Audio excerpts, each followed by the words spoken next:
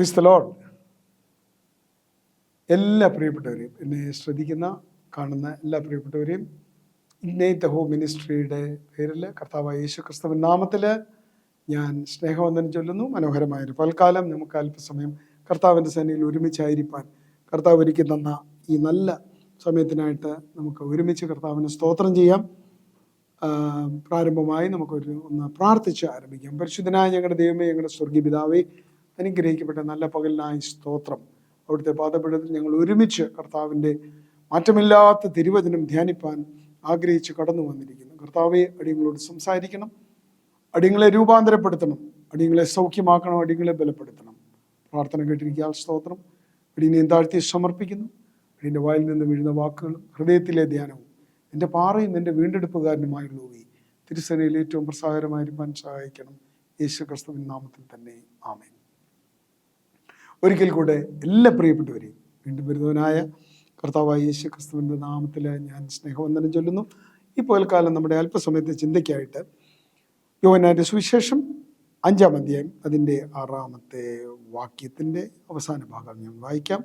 യോഹന്നാന്റെ സുവിശേഷം 5-ാം അധ്യായം 6-ാം വാക്യത്തിൻ്റെ അവസാനത്തെ വാക്യം. നിനക്ക് സൗഖ്യമാകുവാൻ മനസ്സുണ്ടോ എന്ന് അവനോട് ചോദിച്ചു. സ്തോത്രം. സൗഖ്യമാകുവാൻ മനസ്സുണ്ടോ? പ്രിയ സഹോദര സഹോദരി, ഈ പകൽക്കാലം ദൈവത്തിൻ്റെ പരിശുദ്ധാത്മാവ് നിന്നോട് ചോദിക്കുന്നു, നിനക്ക് സൗഖ്യമാകുവാൻ മനസ്സുണ്ടോ? ആന്തരികമായ രോഗമായിരിക്കാം, ബാഹികമായ രോഗമായിരിക്കാം, മാനസികമായി നിന്നെ തളർത്തുന്ന എന്തെങ്കിലും വിഷയത്തിന്മേൽ ഒരു രോഗത്തിൻ്റെ അനുഭവം വന്നുള്ള രോഗം വരുന്നത് പോലെ, അല്ലെങ്കിൽ രോഗി ആണോ എന്ന് ചിന്തിക്കുന്ന അനുഭവമായിരിക്കാം. ഈ പകൽക്കാലം കർത്താവായ യേശു ക്രിസ്തു ചോദിക്കുന്നു, സൗഖ്യമാകുവാൻ നിനക്ക് മനസ്സുണ്ടോ? യോഹന്നാന്റെ സുവിശേഷം 5-ാം അധ്യായത്തില് കർത്താവ് യെരുശലേമിൽ ബെഥസ്ത എന്ന പേരുള്ള ഒരു കുളം അവിടേക്ക് കടന്നു പോകുവാനിടയായി തീർന്നു. അന്ന് യഹൂദന്മാരുടെ ഒരു ഉത്സവ സമയം ദിവസം കൂടിയായിരുന്നു. അപ്പോൾ ഉത്സവങ്ങൾ ആചരിക്കുന്ന യഹൂദന്മാർക്ക് വളരെ വളരെ വളരെ ഇമ്പോർട്ടൻ്റ് ആണ്. മോശയുടെ കാലം മുതൽ ദൈവം അവർക്ക് കൊടുത്തിരുന്ന കൽപ്പനകളെല്ലാം ഇതാണ്. അവർ ഉത്സവങ്ങൾ ആചരിക്കണം, ദൈവനാമത്തെ ഉയർത്തണം, ദൈവത്തെ മാനിക്കണം. അപ്പം ആ ദിവസങ്ങളിൽ അവിടെ ഒത്തിരിയും പേര് കടന്നു വരുന്ന സമയത്ത് അവിടെ ബെഥസ്ത എന്ന കുളം ഉണ്ട്. അതിൽ 5 മണ്ഡപങ്ങളുണ്ട്. ആ 5 മണ്ഡപങ്ങളിൽ എല്ലാം ആളുകളെ, രോഗികളെ കൊണ്ട് കിടത്തും. ആ കുളത്തിൽ ദൈവദൂതൻ വന്ന് കുളത്തിലെ വെള്ളം ഇളക്കുമ്പോൾ ആളുകൾ ആദ്യം ഇറങ്ങിച്ചെല്ലും. ആദ്യം ഇറങ്ങുന്നവന് സൗഖ്യം കിട്ടും. അപ്പം ഇങ്ങനെ അവിടെ ഒത്തിരിയും പേര് കടന്നു വരുന്നുണ്ട്. ദിവസവും അത് സംഭവിക്കുന്നുണ്ട്.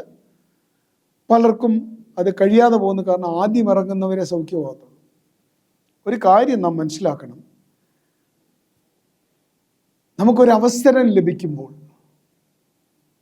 ആദ്യം അതിന് കൈകൊടുപ്പാൻ ദൈവം നമ്മെ സഹായിക്കട്ടെ. പലപ്പോഴും നമ്മുടെ ജീവിതത്തിൽ പറ്റിപ്പോകുന്ന ഒരു കാര്യം, ആത്മീയമായി അല്ല ദൈവിക സംബന്ധമായ വിഷയങ്ങൾ വരുമ്പോൾ നാം എപ്പോഴും മടിച്ചിരിക്കും. കർത്താവായ യേശു ക്രിസ്തു പറഞ്ഞു, മുന്നമേ എൻ്റെ രാജ്യവും നീതിയും നിങ്ങൾ അന്വേഷിപ്പിക്കണം, അതോടുകൂടി ഇതൊക്കെയും നിങ്ങൾക്ക് ലഭിക്കുമെന്നാണ് പറഞ്ഞത്. പക്ഷെങ്കിൽ പലപ്പോഴും ഇതൊക്കെയും നമ്മൾ കേട്ട് പഴകിപ്പോയത് കൊണ്ട്, ആവർത്തന വിരസത വരുന്നുണ്ട്, പലപ്പോഴും ഇതിന് നാം വില കൊടുക്കാറില്ല പ്രിയരെ. അപ്പോൾ ഇവിടെ കർത്താവ് ഈ ബെഥസ്ത കുളത്തിന് സമീപം വന്നു. അവിടെ ഒരു മനുഷ്യനെ 38 ആണ്ടായിട്ട് രോഗം പിടിച്ച് കിടന്ന ഒരു മനുഷ്യനവിടെ ഉണ്ടായിരുന്നു. 38 വർഷമായിട്ട് അവിടെ കിടക്കുക. 38 വർഷമായിട്ട് ആരും, എത്രയോ പേരവിടെ വന്ന് സൗഖ്യമായി പോയി കാണും. 100 കണക്കിനല്ല, 1000 മനുഷ്യർ സൗഖ്യമായി പോയി കാണും. 38 വർഷമായിട്ട് ഈ മനുഷ്യന് പോകാൻ പറ്റുന്നില്ല. ഒന്ന് ചിന്തിച്ച് നോക്കിക്കേ. വർഷങ്ങളായി ചിലത് ശീലിച്ചു പോയതോ ഇനി അത് ജീവിതത്തിൽ മാറത്തില്ല എന്ന് പറഞ്ഞ് ഇരിക്കുന്ന അവസ്ഥകൾ ജീവിതത്തിലുണ്ടോ? ഉണ്ടെങ്കിൽ ഈ പകൽക്കാലം കർത്താവിനോടൊന്ന് പറഞ്ഞാട്ടെ, കർത്താവേ, വർഷങ്ങളായി എനിക്കൊരു മാറ്റം വേണം, നീ എന്നെ ഒന്ന് സഹായിച്ചാട്ടെ. അപ്പോൾ കർത്താവ് വന്നു ഈ മനുഷ്യനോട്, ഈ 38 വർഷമായി കിടക്കുന്ന മനുഷ്യനെ തന്നെ കണ്ടുപിടിച്ചു. അവനോട് ചോദിക്കുക, നിനക്ക് സൗഖ്യമാകുവാൻ മനസ്സുണ്ടോ? പ്രിയ സഹോദര സഹോദരി, ഇന്ന് ഈ മെസ്സേജ്, ഈ ദൂത് കേൾക്കുന്ന നിന്നോട് ദൈവത്തിൻ്റെ പരിശുദ്ധാത്മാവ് ചോദിക്കുകയാണ്, ഈ വിഷയത്തിൽ വിടുതൽ പ്രാപിപ്പാൻ, സൗഖ്യം പ്രാപിപ്പാൻ നിനക്ക് മനസ്സുണ്ടോ? അത് നിന്റെ തീരുമാനമാണ്. വേണോ, നിനക്ക് മനസ്സ് വേണോ വേണ്ടയോ, നിനക്ക് സൗഖ്യമാകണോ വേണ്ടയോ എന്ന് നീ തീരുമാനിക്കണം. കർത്താവ് ആ 38 വർഷം രോഗിയായി കിടന്ന മനുഷ്യനോട് ചോദിക്കുകയാണ്, നിനക്ക് സൗഖ്യമാകുവാൻ മനസ്സുണ്ടോ? നമുക്കിവിടെ മനസ്സിലാക്കുവാൻ കഴിയും, അവിടെ ഒത്തിരിയും രോഗികൾ കിടപ്പുണ്ടായിരുന്നു. പക്ഷെ കർത്താവ് ഈ മനുഷ്യനെ തിരഞ്ഞു പിടിച്ചിരിക്കുക. ഈ പകൽക്കാലം പരിശുദ്ധാത്മാവ് നിന്നെ തിരഞ്ഞു പിടിച്ചിരിക്കുക. ഈ പകൽക്കാലം പരിശുദ്ധാത്മാവ് നിന്റെ ജീവിതത്തിലേക്ക് ഒരു കടന്നുകയറ്റം നടത്തുകയാണ്. കർത്താവ് നിന്റെ ജീവിതത്തിലേക്ക് ഒരു കടന്നുകയറ്റം നടത്തുകയാണ്. സൗഖ്യമാകുവാൻ നിനക്ക് മനസ്സുണ്ടോ? ഇവിടെ ഒത്തിരി പേരുണ്ട് രോഗികൾ. പക്ഷെ ഞാൻ ഇന്ന് നിന്റെ വീട്ടിലേക്ക് വന്ന്, നീ ആയിരിക്കുന്ന സ്ഥാനത്ത് വന്ന് നിന്നോട് ചോദിക്കുക, നിനക്ക് ആ വിഷയത്തിന്മേൽ ഒരു വ്യത്യാസം കാണുവാൻ ആഗ്രഹമുണ്ടോ? കർത്താവിൻ്റെ ഒരു ഇന്റർവെൻഷൻ, ഒരു കടന്നുകയറ്റം. ആരോടും ചോദിച്ചിട്ടല്ല കർത്താവ് ബെഥസ്ദ കുളക്കടയിൽ പോയത്.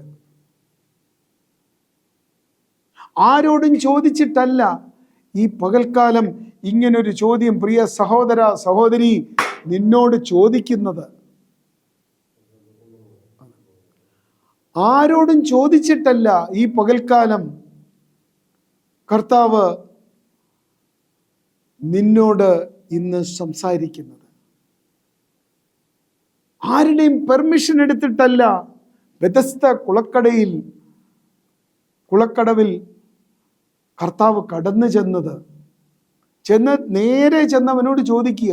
ഇന്ന് പകൽക്കാലം നേരെ നിന്നോട് ചോദിക്കുക, സൗഖ്യമാകുവാൻ നിനക്ക് മനസ്സുണ്ടോ? താഴോട്ടുള്ള ഭാഗം വായിച്ചാൽ അവനതിൻ്റെ കാരണങ്ങളൊക്കെ പറയുന്നുണ്ട്, ഇല്ലേ? 38 വർഷമായിട്ട് ഞാൻ കിടക്കുക, ആരും എന്നെ സഹായിക്കാനില്ല. ഇങ്ങനൊരു ചാൻസ് വരുമ്പോൾ ആരും എന്നെ എടുത്തൊന്ന് വെള്ളത്തിലിറക്കാനില്ല. നിനക്ക് നിൻ്റെതായ എല്ലാവിധമായ കാര്യകാരണങ്ങൾ കാണുമായിരിക്കാം. പക്ഷെ കർത്താവ് ചോദിക്കുന്നത്, കാര്യങ്ങളൊക്കെ അവിടെ നിൽക്കട്ടെ, കാരണങ്ങളൊക്കെ അവിടെ നിൽക്കട്ടെ, നിന്നെ സഹായിപ്പാൻ ആരുമില്ല, അതൊക്കെ നിൽക്കട്ടെ. പക്ഷെ ഇപ്പോൾ ഈ ദിവസം നിന്റെ ഭവനത്തിലേക്ക് അവൻ കടന്നു വന്നിരിക്കുകയാണ്. നിന്റെ സാഹചര്യങ്ങളൊക്കെ നിൽക്കട്ടെ, നിന്റെ സാമ്പത്തിക വിഷയം നിൽക്കട്ടെ, നിന്റെ ശാരീരിക അവസ്ഥ നിൽക്കട്ടെ, നിന്റെ കുടുംബ വിഷയങ്ങളൊക്കെ നിൽക്കട്ടെ. നിനക്കിപ്പോൾ ഈ വിഷയത്തിൽ വിടുതൽ വേണോ?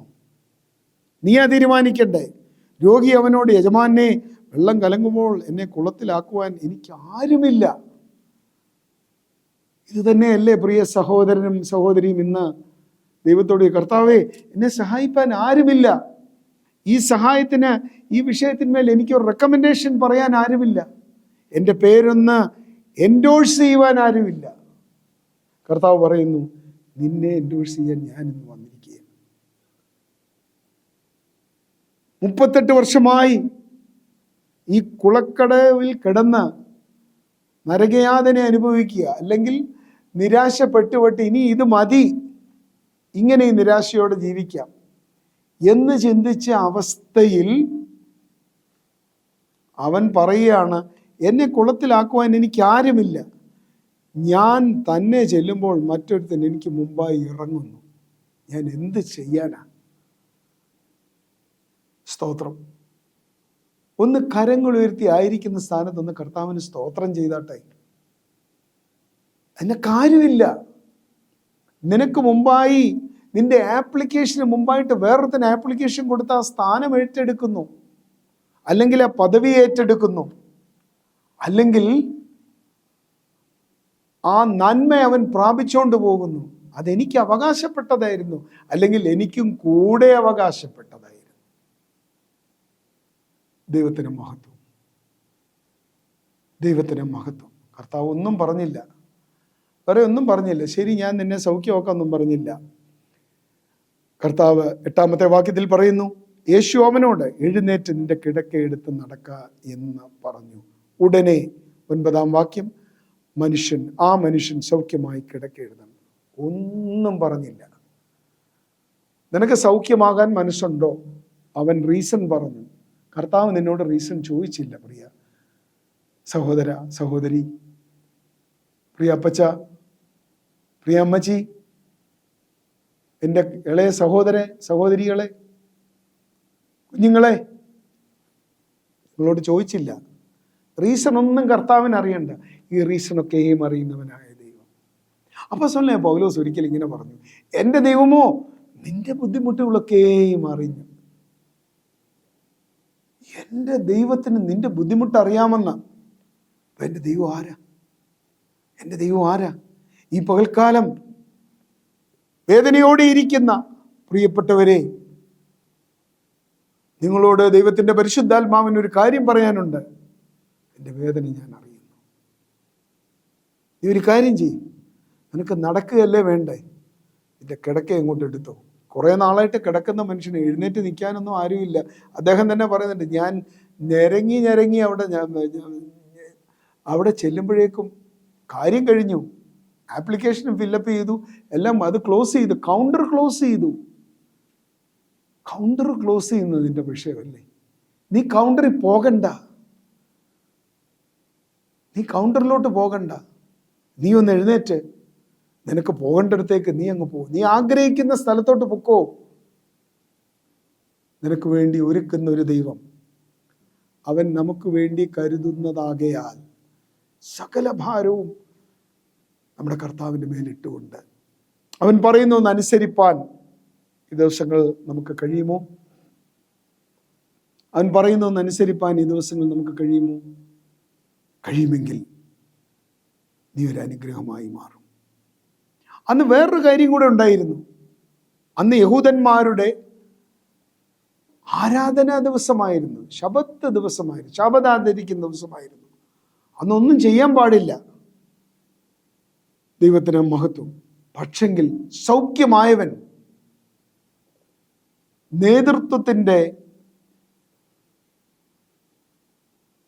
നിയമമല്ല അനുസരിച്ചത്, മതത്തിൻ്റെ നിയമമല്ല അനുസരിച്ചത്, അവൻ സർവശക്തനായ ദൈവത്തെ അനുസരിച്ചു. അനുസരിക്കുമ്പോഴാണ് നമുക്ക് വിടുതൽ കിട്ടുന്നത്.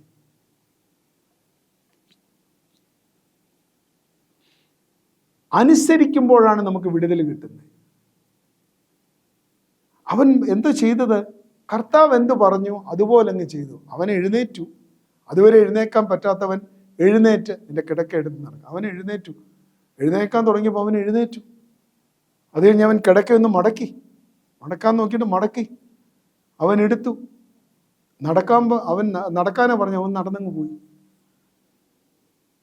അത്ര സിമ്പിളായിട്ടുള്ള കാര്യം കർത്താവ് പറയുന്നത് അനുസരിക്കുമ്പോൾ. അത് മതനേതൃത്വം പറയുന്നതിനെതിരായിരിക്കാം.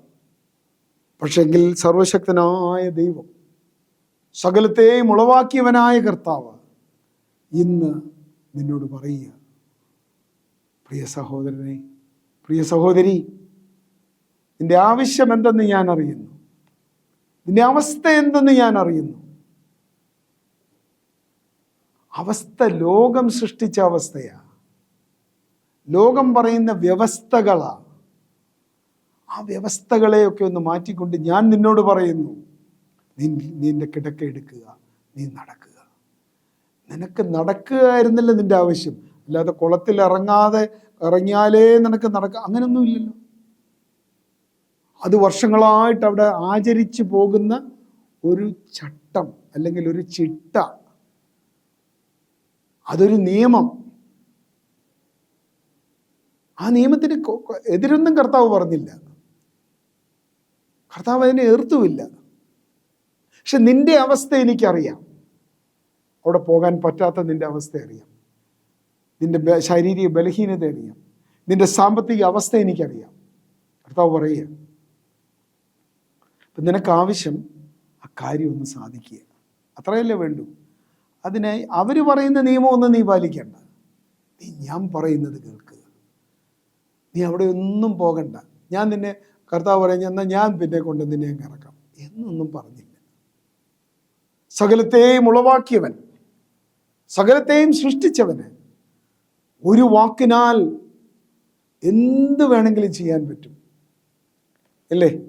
നാം രക്ഷിക്കപ്പെടുന്നത് എങ്ങനെ? യേശുവേ, ഞാൻ നിന്നെ കർത്താവും രക്ഷിതാവുമായി സ്വീകരിച്ചിരിക്കുന്നു, നീ എൻ്റെ ഉള്ളിൽ വരണമേ എന്ന് നമ്മൾ പറയുമ്പോൾ അരക്ഷണത്തിൽ. എൻ്റെ സ്നേഹിതൻ, ഞാൻ ശുശ്രൂഷിക്കുന്ന സഭയിലെ സീനിയർ ശുശ്രൂഷകൻ ഡോക്ടർ വർഗീസ് മാത്യു എപ്പോഴും പറയും, ഒരു ക്ഷണത്തിലല്ല ഞാൻ രക്ഷിക്കപ്പെട്ടത്, അരക്ഷണത്തിലാണെന്ന് അദ്ദേഹം പറയും. ഞാൻ അരക്ഷണത്തിൽ രക്ഷിക്കപ്പെട്ടവനാണ്. അതല്ലേ, ഒരു മിനിറ്റ് പോലും എടുത്തില്ല, പറഞ്ഞു തീരുന്നു. Fraction of A second you got saved. നീ രക്ഷിക്കപ്പെട്ടു. കർത്താവ് പറഞ്ഞു ഉടനെ ഇദ്ദേഹം ചെയ്തു, എഴുന്നേറ്റു, കിടക്കമടക്കി എടുത്തു, നടന്നു. ആമേൻ, സ്തോത്രം. താഴോട്ടൊക്കെ വായിക്കുമ്പോൾ നേതൃത്വത്തിലുള്ളവര്, മത നേതാക്കന്മാരും ഒന്ന് ചോദിച്ചു, നീ എങ്ങനെയാ നടന്നേ? ഇന്ന് ശബത്ത് ദിവസമല്ലേ, നീ നടക്കാൻ പാവും? പറഞ്ഞു, എനിക്കതൊന്നും അറിയത്തില്ല, എനിക്കറിയാവുന്ന ഒന്ന് മാത്രമേ ഉള്ളൂ, യേശു എന്ന് എന്നോടൊരു മനുഷ്യൻ വന്ന് സൗഖ്യമാകാൻ മനസ്സുണ്ടോ എന്ന് ചോദിച്ചു. ഞാൻ പറഞ്ഞു, ഉണ്ടെന്ന്. കിടക്കെടുത്ത് നടന്നോളാം പറഞ്ഞു. ഞാൻ നടന്നു. എനിക്ക് അത്രേ അറിയത്തുള്ളൂ.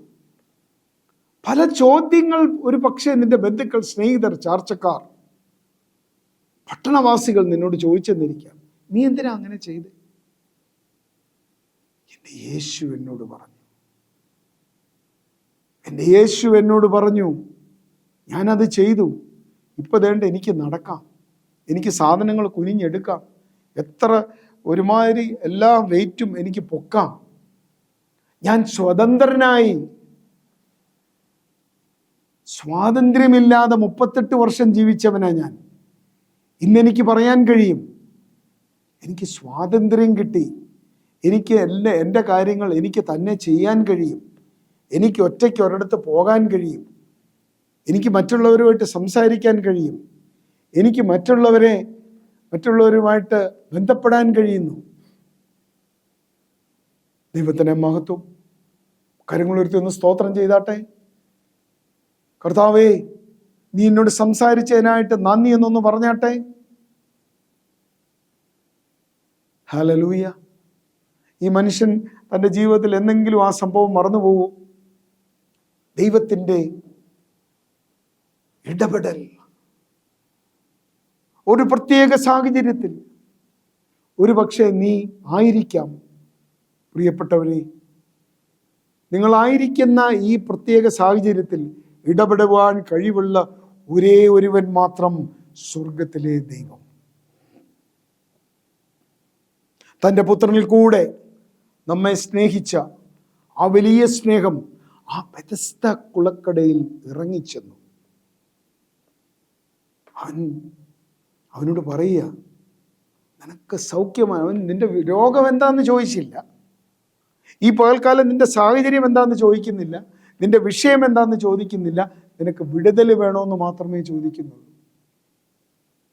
നമ്മളിപ്പോൾ ഒത്തിരിയും വിടുതൽ ശുശ്രൂഷകൾ കാണാറുണ്ട്. മാധ്യമങ്ങളിൽ കൂടെയും സോഷ്യൽ മീഡിയയിൽ കൂടെയൊക്കെ വിടുതലിൻ്റെ ശുശ്രൂഷ. ഞാൻ അതിനൊന്നും എതിരല്ല കേട്ടോ, എനിക്കും വേണം വിടുതൽ. പക്ഷെങ്കിൽ നീ വ്യക്തിപരമായി കർത്താവിനോടും ചോദിച്ചാട്ടെ, കർത്താവേ, എനിക്ക് ഈ വിഷയത്തിൽ ഒരു വിടുതൽ വേണം, ഈ വിഷയത്തിൽ എനിക്കൊരു സൗഖ്യം വേണം, ഈ വിഷയത്തിൽ എനിക്കൊരു ആന്തരിക സൗഖ്യം വേണം. ആന്തരികമായി മുറിഞ്ഞിരിക്കുന്ന ആരെങ്കിലും മുറിവേൽപ്പിച്ച മുറിവുകൾ ഇന്ന് മുറിവുകളായി തന്നെ അത് വ്രണമായി കിടക്കുന്ന ഏതെങ്കിലും വ്യക്തി ഇന്ന് ഈ സന്ദേശം കേൾക്കുന്നെങ്കിൽ നീ പറഞ്ഞാട്ടെ, കർത്താവേ, ആ മുറിവ് ഉണക്കാൻ എനിക്ക് ആരെ കൊണ്ടും സാധിക്കുന്നില്ല. എത്ര നല്ല വാക്ക് കേട്ടിട്ടും എനിക്കത് ആ മുറിവ് ഉണങ്ങുന്നില്ല. നീ ആ മുറിവ് ഒന്ന് ഉണക്കി തരണമേ. എനിക്കൊരു നിരപ്പ് ദൈവത്തോടും മനുഷ്യരോടും പ്രാപിപ്പാൻ നീ എന്നെ ഒന്ന് സഹായിക്കണമേ. കർത്താവ് ആർക്കും ചോദിച്ചതെല്ലാം നല്ല കാര്യങ്ങൾ ചോദിച്ചെങ്കിൽ ന്യായമായത് ചോദിച്ചതൊക്കെയും കൊടുക്കുന്ന ഒരു നല്ല യജമാനനാണ് നമ്മുടെ കർത്താവ്. ഈ മനുഷ്യൻ്റെ ആവശ്യം ഒരു ന്യായമായ ആവശ്യമല്ലായിരുന്നു. അവിടെ മനസ്സലിവുള്ള ആരെങ്കിലും ഉണ്ടായിരുന്നെങ്കിൽ ഈ മനുഷ്യന് വേണ്ടി ഒരു 2 ദിവസം മെനക്കെട്ട് ഇയാളെ വെള്ളത്തിൽ നിന്ന് ഇറക്കാൻ സഹായിക്കാമായിരുന്നു. ഞാൻ എൻ്റെ ഭാവനയിൽ കാണുകയാണ്. എൻ്റെ യേശുവിന് നിൻ്റെ അടുത്ത് വരാൻ ആരുടെയും പെർമിഷൻ വേണ്ട, ആരുടെയും ഔദാര്യം വേണ്ട. സകലതും നന്മയ്ക്കായി കൂടി വ്യാപരിപ്പിക്കുന്നവൻ. ദൈവത്തിൻ്റെ വചനം പറയുന്നു, കർത്താവായ യേശു ക്രിസ്തു അവൻ സകലതും നന്നായി ചെയ്തു. ബെഥസ്ദ കുളക്കടവിൽ കടന്നു വന്ന് അവൻ നന്നായി ചെയ്തു. ഒന്നാലോചിച്ച് നോക്കി, അവരുടെ കുടുംബം എന്തുമാത്രം സന്തോഷിച്ചു കാണും. കുടുംബത്തിനൊന്നും അവിടെ വരാൻ പറ്റത്തില്ല, കാരണം എപ്പോഴും വന്ന് ഈ 30 വർഷങ്ങളോളം ഇങ്ങനെ വന്ന് കിടക്കുക. എൻ്റെ ഭാവനയിൽ ഞാൻ ചിന്തിക്കുക, എന്തുകൊണ്ട് കുടുംബാംഗങ്ങൾ ആ ഒരു ഡെഡിക്കേഷൻ നടത്തിയില്ല?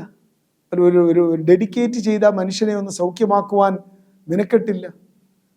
അവരെന്തുകൊണ്ട് ഒന്ന് ഡെഡിക്കേറ്റ് ചെയ്ത് അവരുടെ സമയം ഒന്ന് മാറ്റിവെച്ച് ഈ ബന്ധു, അല്ലെങ്കിൽ ഈ സ്നേഹിതൻ, അല്ലെങ്കിൽ ഈ പിതാവ്, ഈ സഹോദരൻ, അല്ലെങ്കിൽ ഈ ജ്യേഷ്ഠൻ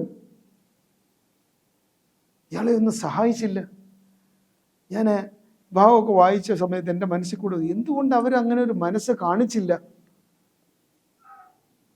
ഭക്തനായ കൊച്ചു കുഞ്ഞു ഉപദേശി എൻ്റെ ഒരു പാട്ടിൽ ഇങ്ങനെ പാടി, ആരും സഹായമില്ല, എല്ലാവരും പാരിൽ കണ്ടും കാണാതെയും പോകുന്നവർ, എന്നാൽ എനിക്കൊരു സഹായകൻ വാനിലുണ്ടെന്നറിഞ്ഞതിൽ ഉല്ലാസമേ. എൻ്റെ ജീവിതത്തിലെ ഒരു അനുഭവത്തിൽ നിന്നെഴുതിയ ഒരു പാട്ടാണത്. ഈ മനുഷ്യനെ സംബന്ധിച്ച് ആ പാട്ട് വളരെ ആപ്ലിക്കബിളാണ്, അല്ലേ? എത്രയോ പേര് ഇദ്ദേഹത്തെ അറിയാവുന്നവരുണ്ട്, അല്ലേ? അവിടെ ബന്ധുക്കൾ എന്തായാലും ആ നാട്ടിലൊക്കെ കാണും, അല്ലെ ദൂരദേശത്തിലും കാണും. എല്ലാവരും കണ്ടും കാണാതെയും പോകുമ്പോൾ എന്നെ കാണുന്ന ഒരു ദൈവം, ആ കർത്താവിൻ്റെ മുമ്പാകെ ഈ പകൽക്കാലം ഒന്ന് സമർപ്പിച്ചു കൊടുക്കാമോ? ആ കർത്താവിന് വേണ്ടി നിന്റെ ജീവിതത്തെ ഒന്ന് ഏൽപ്പിച്ചു കൊടുക്കാമോ? പലരും കാണാതെ പോയ നാളുകൾ, പലരും അറിഞ്ഞിട്ടും അറിഞ്ഞതായി ഭാവിക്കാത്ത നാളുകൾ. പ്രിയ സഹോദര സഹോദരി, ആരും നിന്നെ അറിയുന്നില്ലായിരിക്കാം, പക്ഷെങ്കിൽ എൻ്റെ യേശു നിന്നെ അറിയുന്നു. നിന്റെ അവസ്ഥകൾ അറിയുന്നു, നിന്റെ ആവശ്യങ്ങൾ അറിയുന്നു. അവൻ കടന്നു വന്നിരിക്കുകയാണ് ഈ പകൽക്കാലം. പ്രിയ സുഹൃത്തെ, നീ ആയിരിക്കുന്ന മുറിയിൽ അവൻ കടന്നു വന്നിരിക്കുക. നിനക്ക് സൗഖ്യമാകുവാൻ മനസ്സുണ്ടോ? നിനക്ക് വിടുതൽ പ്രാപിപ്പാൻ, ഈ അവസ്ഥയിൽ നിന്ന് വിടുതൽ പ്രാപിപ്പാൻ നിനക്ക് മനസ്സുണ്ടോ എന്ന് മാത്രം ചോദിക്കുന്നു. ഈ പകൽക്കാലം ആ നല്ല സ്നേഹിതനായ, നമ്മെ സ്നേഹിക്കുന്ന ആ കർത്താവിനോടൊന്ന് പറഞ്ഞേട്ടെ, കർത്താവേ, എനിക്ക് മനസ്സുണ്ട് കർത്താവേ, എന്നെ സഹായിപ്പാൻ ആരുമില്ലെന്ന് നിനക്കറിയാം, പക്ഷെങ്കിൽ എനിക്ക് മനസ്സുണ്ട് കർത്താവേ, എന്നെ ഒന്ന് സഹായിക്കണമേ എന്നൊന്ന് പറഞ്ഞാട്ടെ. സഹായിക്കാൻ തന്നെയാണ് കടന്നു വന്നിരിക്കുന്നത്. നിന്റെ വായിൽ നിന്ന് ഒരു വാക്കൊന്ന് ഉച്ചരിച്ചാട്ടെ. എൻ്റെ കർത്താവ് ഒരു വാക്ക് പറഞ്ഞാൽ മതി, എല്ലാ ഭാരങ്ങളും മാറിപ്പോവും, എല്ലാ വേദനകളും മാറിപ്പോവും, എല്ലാ ദുഃഖങ്ങളും മാറിപ്പോവും. അവൻ മാറോട് ചേർത്ത് നിന്നെ അണച്ച് നിന്റെ കണ്ണുനീരെല്ലാം തുടയ്ക്കും. ഇന്ന് നീ അത് ആഗ്രഹിക്കുന്നെങ്കിൽ, ഇന്ന് നീ അത് ചിന്തിക്കുന്നെങ്കിൽ, ഇതാ അവൻ നിന്റെ സമീപത്തുണ്ട്. അവനോടൊന്ന് ചേർന്ന് നിന്നാട്ടെ. അവൻ നിന്നെ വിളിക്കുകയാണ്. അവനോടൊന്ന് ചേർന്ന് നിന്നാട്ടെ. കണ്ണീരെല്ലാം തുടയ്ക്കും, കൺമണി പോലെ കാക്കും. അതാണ് എൻ്റെ യേശുവിൻ്റെ, മശിഹായാം ദൈവത്തിൻ്റെ സ്വഭാവം. ഈ ദിവസങ്ങൾ അതിനായിട്ട് നമ്മെ തന്നെ ഒന്ന് താഴ്ത്തി സമർപ്പിച്ചു കൊടുക്കാം. കർത്താവേ, ഇന്ന് നീ എൻ്റെ മുറിയിലേക്ക് കടന്നു വന്നതിനായി സ്തോത്രം ചെയ്തെന്ന് പറഞ്ഞുകൊണ്ട് അതിനെ മുമ്പാകെ ഒന്ന് സമർപ്പിച്ചു കൊടുക്കാം. നമ്മുടെ കണ്ണുകളെ അടയ്ക്കാം, പ്രാർത്ഥിക്കാം. കാരുണ്യവാനായ ദൈവമേ, ഞങ്ങളുടെ സ്വർഗീയ പിതാവേ, ഇന്ന് പകൽക്കാലം ഞാൻ ആയിരിക്കുന്ന മുറിയിൽ അവിടുന്ന് കടന്നു വന്നതിനായി സ്തോത്രം ചെയ്യുന്നു. കർത്താവേ, അവിടുന്ന് എൻ്റെ മാനസിക അവസ്ഥകൾ, എൻ്റെ മാനസിക പിരിമുറുക്കങ്ങൾ നീ കണ്ടതിനായി സ്തോത്രം. എന്നെ ഒന്ന് സഹായിക്കണമേ. എനിക്ക് ഈ വിഷയത്തിൽ വിടുതൽ തരണമേ. എന്നെ ഒന്ന് അനുഗ്രഹിക്കണമേ. നിശ്ചയമായി നീ എന്നെ അനുഗ്രഹിച്ചല്ലാതെ മടങ്ങിപ്പോകരുതേ. താഴ്ത്തി സമർപ്പിക്കുന്നു. ഇന്ന് കേട്ട വചനം എനിക്ക് അനുഗ്രഹമായി, വിടുതലായി, സമാധാനമായി, സൗഖ്യമായി തീരട്ടെ. പ്രാർത്ഥന കേട്ടിരിക്കയാൽ സ്തോത്രം. യേശുക്രിസ്തുവിൻ നാമത്തിൽ അപേക്ഷിക്കുമ്പോൾ കേൾക്കണമേ സ്വർഗീയ പിതാവേ. ആമേൻ, ആമേൻ, ആമേൻ, ആമേൻ. ദൈവം നിങ്ങളെല്ലാവരെയും അനുഗ്രഹിക്കട്ടെ.